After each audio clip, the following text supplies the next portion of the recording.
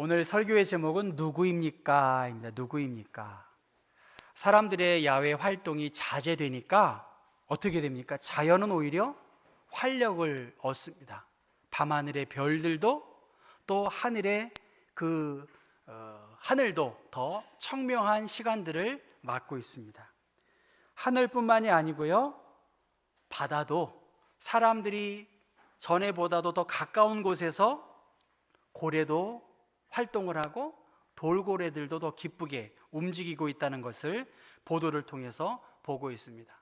사회적 거리두기가 한창이던 3월, 그 3월 한국의 초미세 농도의 그 퍼센테이지는 지난해보다 46%가 줄어들었다는 거예요.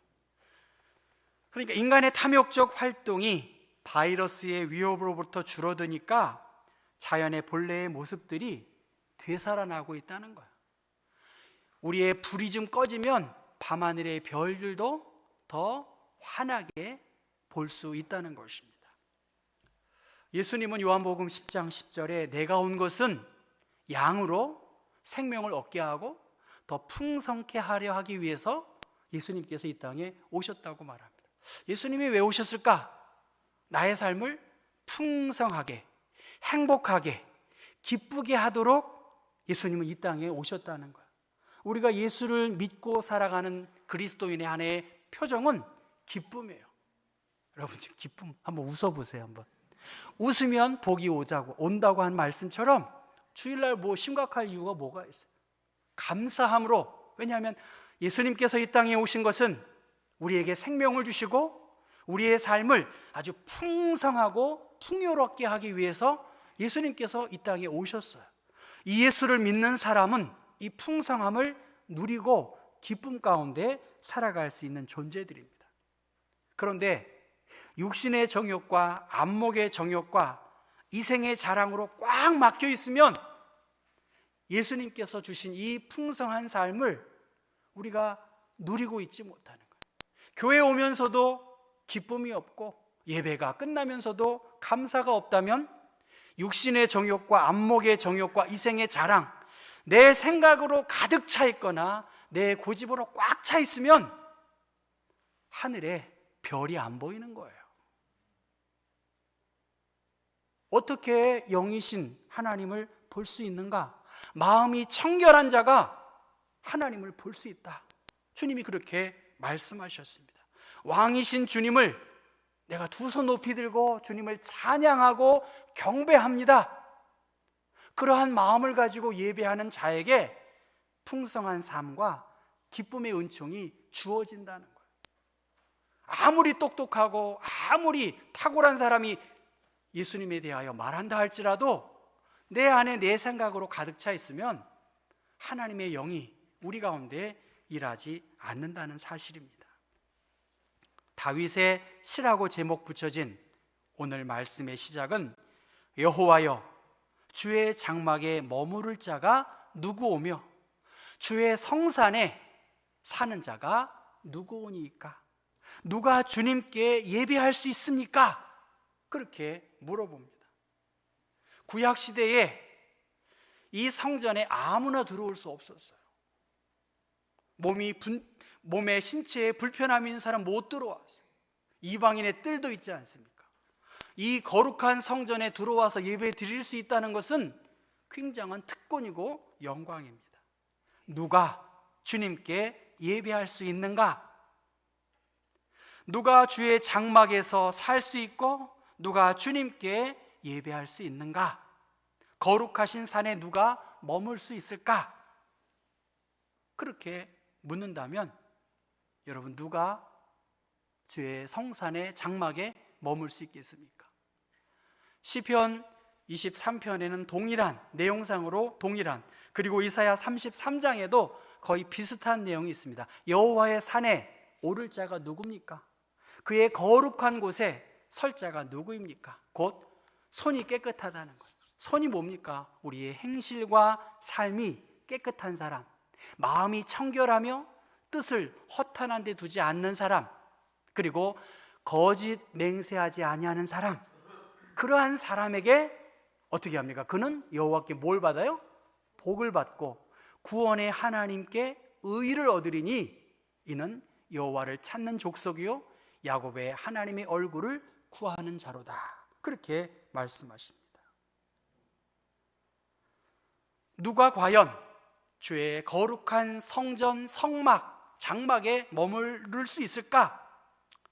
이것은 순례객들, 예배 드리기 위해 주의 성산에 모여든 사람이, 오늘로 말하면 예배 드리기 위해 모여들었을 때의 안내위원들 혹은 목회자들이 묻는 거예요.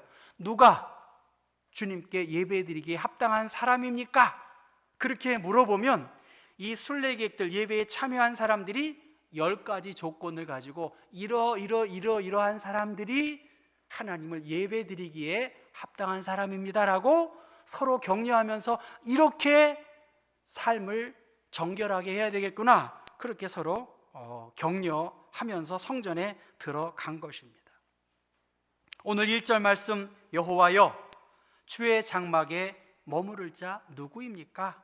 주의 성산에 사는 자가 누구입니까? 여기 장막은 뭘까요? 텐트예요. 텐트. 유목민들이 거처하는, 다윗의 장막이라고 하면 누가 사는 것이죠? 다윗이 거주하는 곳이죠. 그런데 오늘 성경에 보면 여호와여 주의 장막, 주님의 장막에 머무를 사람이 누구입니까? 컨템포러리 잉글리시 버전에 보면 God's temple, 하나님의 성전에 머무는 사람이 누구입니까? 킹 제임스 버전에는 타버나클이라고 했어요. 이 성막, 장막. 그리고 NIV 성경에서는 생츄어리라고 해요. 거룩한 성전. 이곳에 머무를 수 있는 사람이 누구입니까? 라고 말합니다. 하나님은 하나님의 뜻들을 하나님의 사람들을 통해서 말씀해 주시는데, 특별히 모세를 하나님은 장막에서 만나 주셨고 그 장막에서 모세에게 하나님의 뜻을 보여주셨어요. 하나님의 뜻을 드러내신 곳, 그곳이 장막입니다. 혹은 성막이라고도 하고 회막이라고도 합니다. 그리고 그러니까 모세를 통해서 그의 백성들에게 하나님의 말씀을 전해주시니까 얼마나 거룩하고 얼마나 두렵고 얼마나 영광스러운 자리겠어요. 누가 주의 장막에 머물 수 있습니까?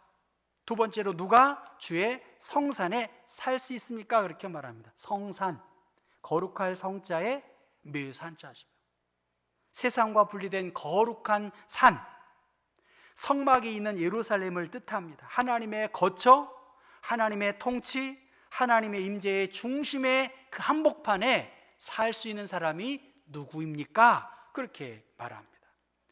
여러분, 인왕산에 저쪽 보면 뭐 국사봉도 있고 그렇지 않습니까? 그런데 어느 날 가보면 막 꽹과리 소리도 들고요. 막 그런 사람이 있어요. 뭐 하는 거죠? 무당들이 구슬합니다. 삼각산 구슬합니다. 동시에 하나님의 사람들은 그곳에서 기도합니다. 모세도 산에서 기도했고 엘리야도 갈멜산에서 간절히 기도했습니다. 에발산과 그리심산, 축복과 저주가 그곳에서 선포된 그 그리심산과 에발산, 그 산은 하나님을 예배하는 장소였다는 거예요. 누가 당신 천막에 머무를 수 있습니까? 누가 당신의 거룩한 산에서 지낼 수 있습니까? 감히, 허물 많은 우리들이 감히 하나님의 성산에 오를 수 있고 그곳에 머물 수 있냐고 시편 기자는 우리에게 말씀하고 있습니다. 시편 125편 말씀 보면 여호와를 의지하는 자는 시온산이 흔들리지 아니하고 영원히 있음 같도다. 산들이 예루살렘을 두름과 같이 여호와께서 그의 백성을 지금부터 영원까지 두루시리로다. 주의 성산에, 주의 장막에 머무는 사람을 하나님이 이렇게 둘러 지켜 보호하신다는 거예요. 하나님을 예배하는 여러분, 우리는 주 앞에 설 수 있는 의로움이 없는 그러한 허물 많은 존재이지만 주의 성산에 오르고 주님께 예배하는 그 자리에 온 자에게 하나님이 이렇게 두루 품어주신다는 거예요. 감사한 일 아닙니까, 여러분? 감사한 일이에요. 주의 성산에서는 하나님의 보호하심이 있고 하나님께 예배하면서 우리는 하나님의 뜻을 드러내는 그 특별한 곳으로 부름받았다는 것입니다. 장막 생활 속에서 머무는 존재들입니다. 우리는 정말 텐트와 같은 나그네 인생길에 우리가 이 교회에서 하나님을 예배하는 것입니다. 우리의 영원한 안식과 평안은 하나님의 품 안에 거하는 날까지 우리는 끊임없이 수고와 슬픔과 눈물 속에 살고 있지만 예수 안에, 하나님 안에 참된 안식이 있음을 기억하고 그 영원하신 하나님 안에 살아가기를 그렇게 소원하고 있습니다. 안산에서 목회하셨던 고은 목사님이 저런 시를 쓰고 있어요. 불평하고 있는 동안 난 아직 어디에 있죠? 땅에 살고 있다는 거예요. 감사하고 있는 동안 난 이미 하늘에 삽니다. 경배하고 있는 동안 난 이미 어디에 살죠? 하늘에 산다. 근심하고 있는 동안 난 아직 어디에 살죠? 땅에 살고 있는 거예요. 기뻐하고 있는 동안 난 이미 어디에 살고 있어요? 하늘에 살고 있습니다. 이리하여 하늘과 땅은 먼 곳에 있지 않고 내 마음에 있습니다. 교우 여러분, 아직도 땅에 살고 계신가요? 아니면 이미 하늘의 기쁨을 누리고 사시나요? 여러분 마음속에 우리의 마음이 하나님께 향하고 예수님께서 우리에게 정말로 기대하시는 것은 내 안에 그 풍성한 삶을 누리라고 하는 그 말씀을 붙잡고 우리의 마음이 하나님께 향할 때 하나님의 기쁨이 우리 가운데 있는 것입니다. 예수 믿으면 감사가 있고 예수 믿으면 기쁨이 있는 거예요. 잘 믿는 사람 항상 기뻐할 수 있는 것입니다. 어떤 형편과 상황 속에서도 말입니다. 예수를 모신 사람들 감사가 있고 예수를 모신 사람들 그 고난 속에서도 주님으로 인하여 기뻐 찬송한다는 것입니다. LA 근교에 3,000m의 산이 있다고 합니다.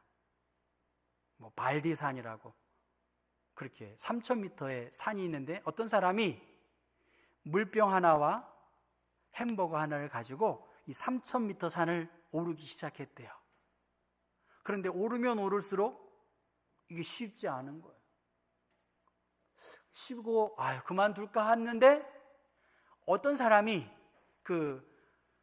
산악용 자전거를 타고 내려오더라는 거예요. 어떻게 내려왔을까요? 약 올라 죽겠지 하면서 내려왔을까요? 아니면 힘을 내라. 조금만 가면 정상이야 하는 격려의 말을 하지 않았을까요? 그 산악용 자전거를 타고 내려오는 사람을 보고 그래 가야지 하고 다시 또 산에 오르기 시작했는데 또 힘든 거예요. 그리고 주저앉고 어떻게 하지 내려갈까 하고 있는데 이번에는 지긋한 노인 부부가 손을 잡고 내려오는 거예요. 어떻게 내려왔을까요? 외국 사람들은 인사는 잘해요. 여러분 인사를 좀 잘했으면 좋겠어요. 인사하면 잘 받아야 되겠죠? 외국 사람들은 그냥 헬로우 하고요. 윙크를 얼마나 잘하는 줄 아세요? 그래서 한국 사람들, 특히 한국 여자들은 외국 사람들이 이렇게 윙크하면 오해하기도 해요. 예, 여러분 노인 부부가 내려오면서 어떻게 했을까? 그림을 그려보십시오. 힘을 내라. 용기를 내십시오. 나 같은 사람도 이렇게 올라갔다 왔는데 당신은 충분히 이 산을 오를 수 있습니다. 아마 그런 메시지를 아마 전달하지 않았나. 그 노부부의 웃음과 격려를 보고 끝까지 올라갔다가 내려왔다는 거예요. 이 이야기는 무슨 말입니까? 자전거를 타고 내려온 사람 그리고 그 노부부 그들은 의도하지 않았지만 누군가의 격려자, 위로자가 되었다는 거예요. 예수를 믿는 사람들 누군가에게 에너지를 줄 수 있는 사람이어야 돼요. 이제 우리들은 한두 살 먹은 어린애가 아니에요. 어느 날 문득 보니까 내가 어른이 된 거예요. 이젠 내가 누군가에게 에너지를 줄 수 있는 사람이어야 돼요. 예수를 믿고 예수 안에 영원한 생명과 감사와 기쁨이 있기 때문에 나를 좀 먹여주세요가 아니라 이제 누군가에게 나의 보이지 않는 행동을 통해서 예수 믿는 사람답게 저 사람을 통해서 내가 많은 위로와 소망을 받았어. 그러한 위로자가 되실 수 있도록 우리는 누군가의 에너지가 된다. 제가 전에 GS인가 어느 회사의 그 공익 광고를 여러분에게 소개했습니다. 나는 누군가의 에너지다. 나를 보고 예수를 대신한 하나님의 대사로 누군가에게 기쁨과 위로를 줄 수 있는 하나님께 예배하는 자의 그 특권과 영광을 우리가 전할 수 있어야 된다는 것입니다. 누가 이 하나님의 성전 주의 장막에 머물 수 있을까? 오늘 여러분 2절부터 5절까지 한번 읽어보겠습니다. 2절부터 잘 읽어보시면 되겠어요. 정직하게 행하며 공의를 실천하며 그의 마음에 진실을 말하며 그의 혀로 남을 허물하지 아니하고 그의 이웃에게 악을 행하지 아니하며 그의 이웃을 비방하지 아니하며 그의 눈은 망령된 자를 멸시하며 여호와를 두려워하는 자들을 존대하며 그의 마음에 서운한 것은 해로울지라도 변하지 아니하며 이자를 받으려고 돈을 꾸어주지 아니하며 뇌물을 받고 무죄한 자를 해하지 아니하는 자이니 이런 일을 행하는 자는 영원히 흔들리지 아니하리로다. 여러분 세번역 성경에 여러분 보이시나요? 10가지입니다. 10가지. 깨끗한 삶을 사는 사람이 주님께 예배할 수 있다는 거예요. 이 자리에 올 수 있다는 거예요. 정의를 실천하는 사람, 마음이 진실을 말하는 사람, 혀를 놀려 남을 허물치 않는 사람, 허물을 들추지 않는 사람, 친구에게 해를 끼치지 않는 사람, 이웃을 모욕하지 않는 사람, 주님을 두려워하는 사람을 존경하는 사람. 교회에서 누구를 존경해야 될까요? 하나님을 존경하고 두려워하는 사람을 존경하라고 했고요. 맹세한 것은 어떻게 합니까? 해가 되더라도 깨트리지 않고 지키는 사람이에요. 남아이론 충천금입니다. 믿는 사람들이 하나님과 약속하고 서원한 것들을 함부로 생각하면 안 되겠죠. 높은 이자를 받으려고 돈을 꾸어주지 않고 무죄한 사람을 해칠세라 뇌물을 받지 않는 사람, 이러한 10가지의 이 삶을 지키는 사람이 주님께 예배할 수 있다고 말합니다. 여러분, 누가 이 10가지를 다 지키고 이 제단에서 예배할 수 있겠습니까? 텔레비전 보니까 트로트 열풍이 불어서 누굽니까? 그렇게 하지 않습니까? 누굽니까? 그렇게 하잖아요. 누가 여호와의 성산의 장막에 머무를 수 있을까? 저 10가지에 합한 사람이냐는 것입니다. 사람으로서는 불가능해요. 저에게 그런 것을 기대하시는지 모르겠지만 저도 턱없이 부족한 사람입니다. 거룩하신 하나님 앞에 감히 설 수 있는 사람은 아무도 없습니다. 그런데 예수님은 아무도 없으니까 가만히 있어라 그렇게 말씀하지 아니하시고 너의 빛이 사람 앞에 비치게 하여 그들로 너희 착한 행실을 보고 하늘에 계신 아버지께 영광을 돌리라.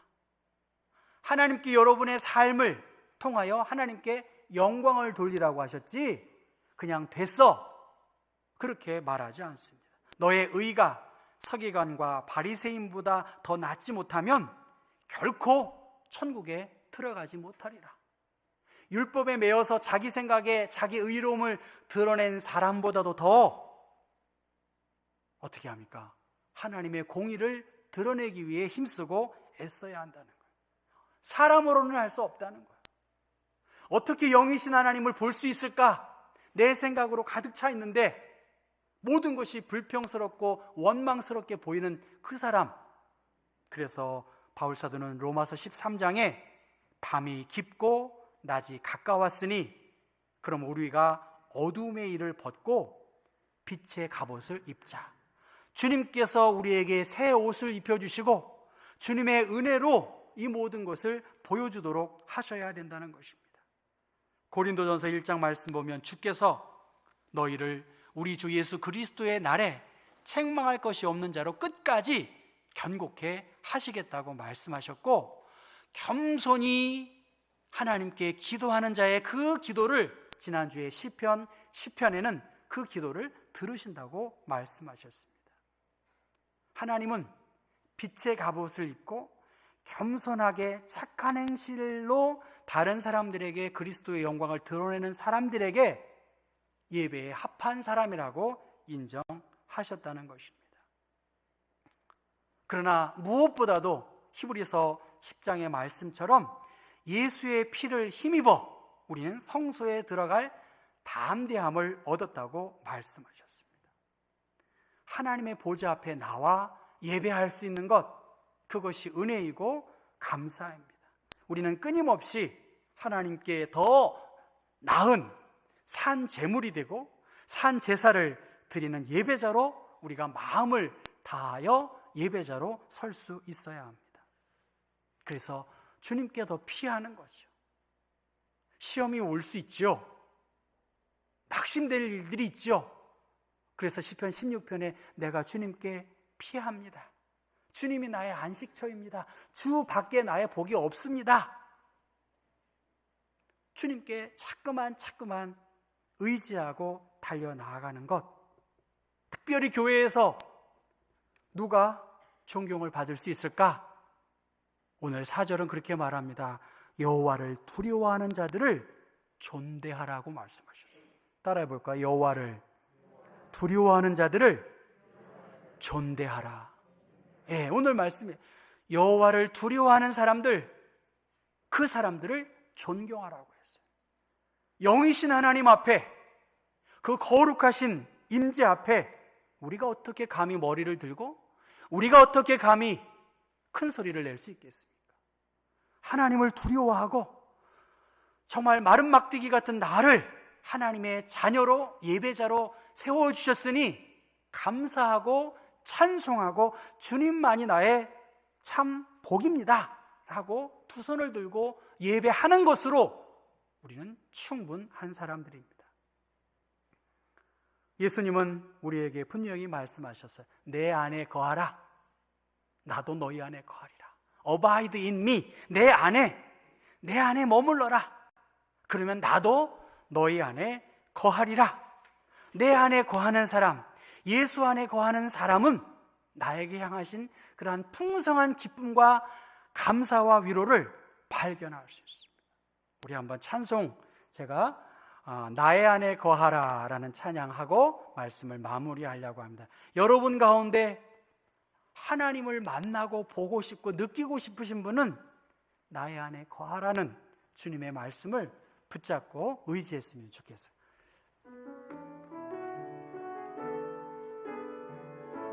나의 안에 거하라. 나의 안에 거하라. 나는 내 하나님이니 모든 환난 가운데 너를 지키는 자라. 두려워하지 말라. 내가 널 도와주리니 놀라지 말라. 내 손 잡아. 다시 한번 나의 안에 거하라.